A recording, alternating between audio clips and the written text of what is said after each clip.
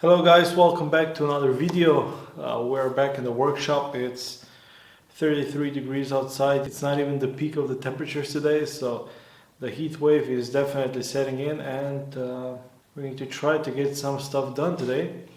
We have the braking components, I hope, sorted out. The short brake lines that come into the caliper and to the flexible hose, we got those made in new ones, so we have different fittings. So the fitting that comes to the caliper needed to be changed, and we have new clips to hold the flexible hoses in place, and we have a new fitting on the brake line that goes to the passenger side front wheel, because the fitting on the master cylinder was different.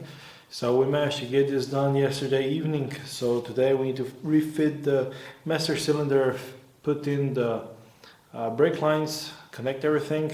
We are also slowly in the process of sorting out the cooling system. So I got some hoses here and some clamps, but I'm still waiting for one. We will fix this up. We also need to finish up with the bumpers, and yeah, we have a lot of work ahead of us. We also need to clean out the workspace a little bit because it's a mess. Let's just get on it.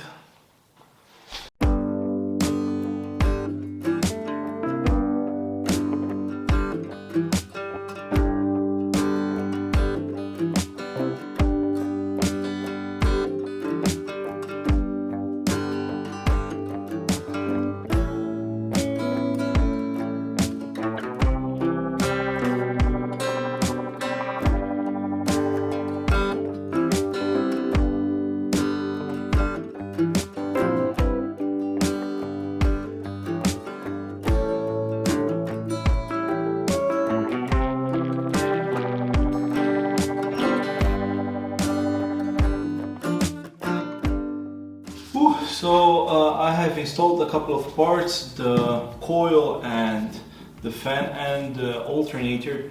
Now I didn't film that because as it is with most parts, I'm not sure how they go together, because it's been 3 years since I took them off, and also some parts were missing, some parts weren't original, so I'm struggling a bit. Now one tip is that put on the fan before you put on the radiator, because it's really tight for the hands to tighten it down later on. So yeah, we have a couple of things we need to take care of, but it's looking pretty promising.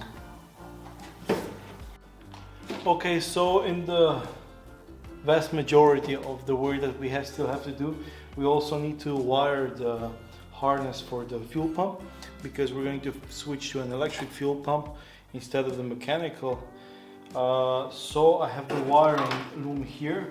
Now the relays and the bits will be in front, but we need to get the cable through the firewall and follow it next to the harness for the rear lights to go into the rear quarter panel, and then I'm going to get to it somewhere underneath. Now the planning for where everything will go and how I can make it look neat takes pretty much time, and I'm not experienced at all. Also, making of the wiring harness, putting everything together is it's quite a challenge. So yeah, I'm having fun.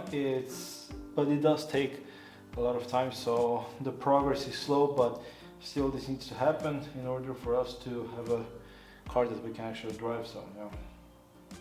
So here we have two holes. The lower one I will use for the wiring harness, and the upper one is for the washer fluid connector that goes into the pump. Now I have made the lower hole a little bit bigger, and now I have painted it black using near butt just to kind of protect it from rusting.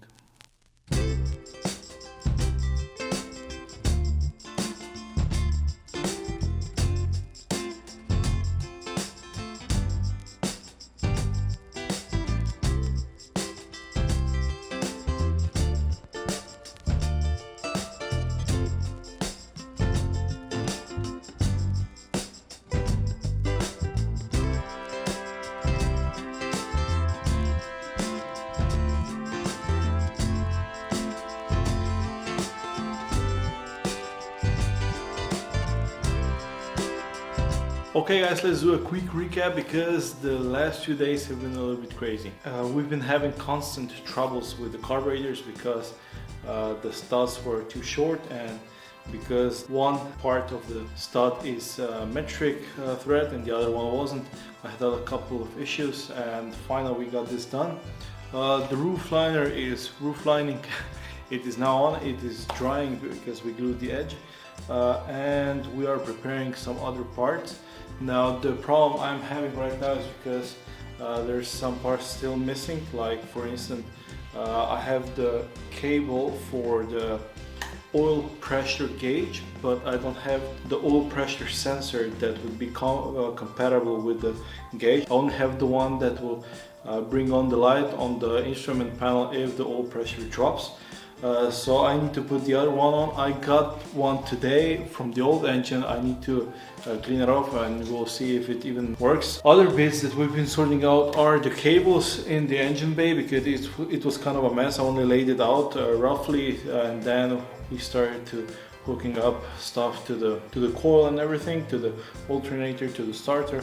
I'm not filming a whole lot because I don't feel competent enough to give you like a how-to video, because I'm also learning as I go. So I'm filming this to share my struggles. The progress is there, but it's still kind of slow. The heater box is now assembled, so this is done. So yeah.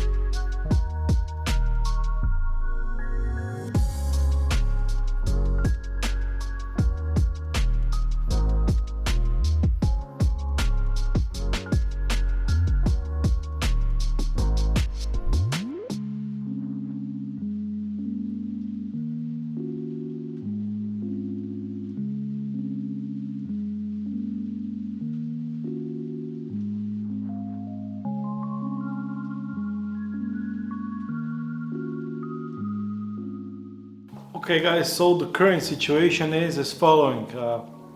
We are working on multiple parts that we're either prepping or assembling or something to put in the car.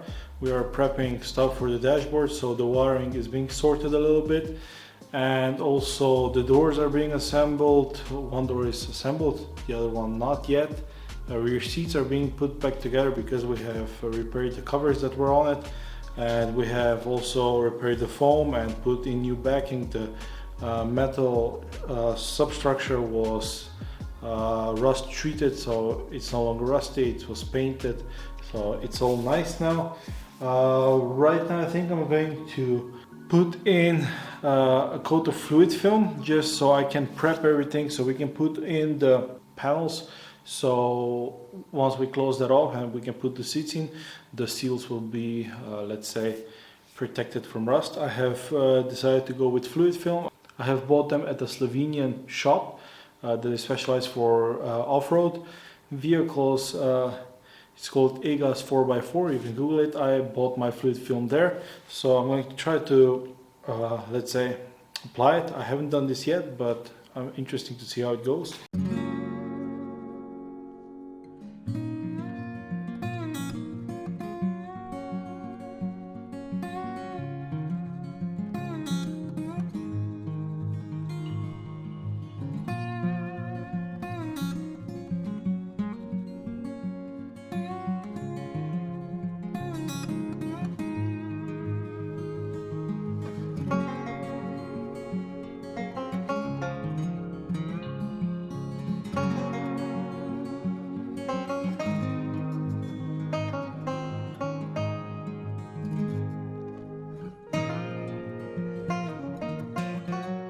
Okay guys, so a quick update on the Manta.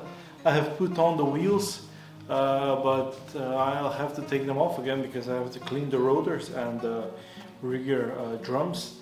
And I'm having problems. I had problems yesterday because I've stripped the bolt that is holding the front shock absorber to the lower control arm. So we changed that yesterday. I have bought new ones, a stronger grade of bolts. I'm thinking of changing that. And also I'm having troubles because I cannot tighten the upper ball joint. Now this is a little bit more concerning because I was unable to either tighten it or get it loose enough to take off the nut yesterday. I have bought some DIN 7349, I think, thick washers, so I'm going to do that because if I press the ball joint and the upper control arm together, when the stud comes out, there's a piece of, I think, 3 mil that doesn't have a thread, and this is where it is loose. Consequence is that the wheel is not it's not tight. So I need to do this because I need to get the car off the lift and put it in the other garage where I'm going to continue with the assembly, but this needs to happen today. Yeah, a lot of work, and it seems like every day we hit a new hurdle. So yeah, let's just continue on. Okay, so as you can see, we have a thicker bit here. This is because it centers when it comes through it, but because the nut only went so far on where the thread is, it couldn't press it together. So for here we have this as a solution. This is a standard washer, a thick washer in DIN 7349 standard. So this goes here and it covers the thick bit, and then the nut can press this thing together. So yeah, looks promising. I did it on the other side and it looked okay, so let's get it done here as well.